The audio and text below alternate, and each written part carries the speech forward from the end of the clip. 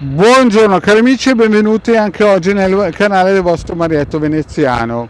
Oggi, da come avete visto dal titolo, parleremo dei riti operativi cerimoniali planetari, che non sono da intendere come sigilli planetari salomonici, ma lo vedremo fra un attimino. Comunque, prima di iniziare, il vostro Marietto Veneziano vi chiede se vi è piaciuta la live di ieri sera mercoledì alle 20:30 abbiamo fatto una live su Face, ma la potete rivedere tranquillamente per chi se l'è persa sul canale YouTube, e vi chiede di iscrivervi al canale di Legare Marietto Veneziano se volete farlo, di venirci a trovare sui nostri favolosi gruppi Facebook e diari chiaramente, e anche nel canale di Telegram alle 20:30.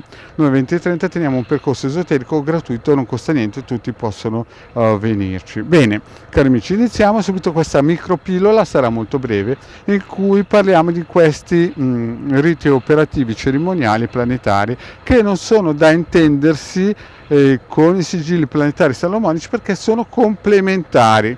In altre parole, alcuni mi hanno chiesto che differenza c'è, e la differenza sostanziale è che il sigillo planetario influisce per tutta la vita costantemente. Dal momento che viene fatto è praticamente una protezione che va come un abito astrale, come un abito dei corpi sottili, va a influenzare quella determinata mancanza o buco energetico o piccola falla planetaria che si è creata nei tempi nel corpo astrale praticamente di chi lo commissiona. Invece il rito operativo cerimoniale planetario praticamente può propiziare o può sopperire in quel determinato periodo a una mancanza o a qualcosa che si vuole praticamente influenzare.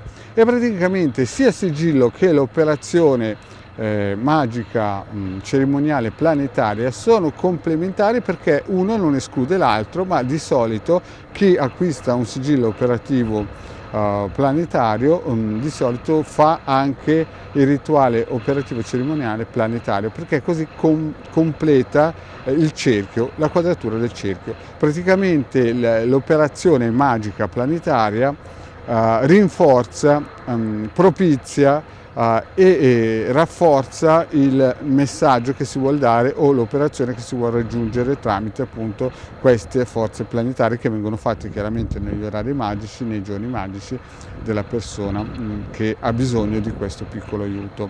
E chiaramente sia il Degare che il vostro Marietto Veneziano queste cose in certo senso è il loro pane, e ve le propongono. Eventualmente, se avete interesse di sapere di cosa si tratta, potete pure contattarci per una consulenza.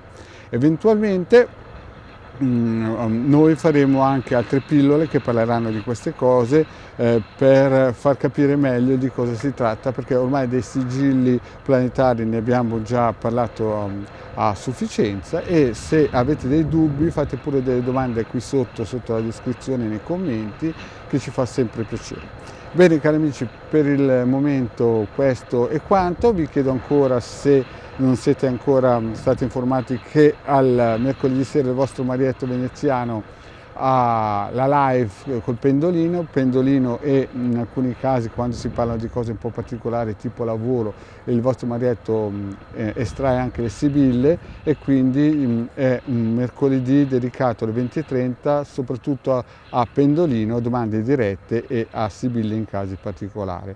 Chiaramente su Facebook, e in futuro molto probabilmente saremo anche sul tubo. Bene, detto questo, il vostro Marietto vi chiede, se non avete ancora fatto, di iscrivervi al canale di Legare Marietto Veneziano e di venirci a trovare nei nostri gruppi Facebook. Grazie cari amici, e alla prossima, ciao!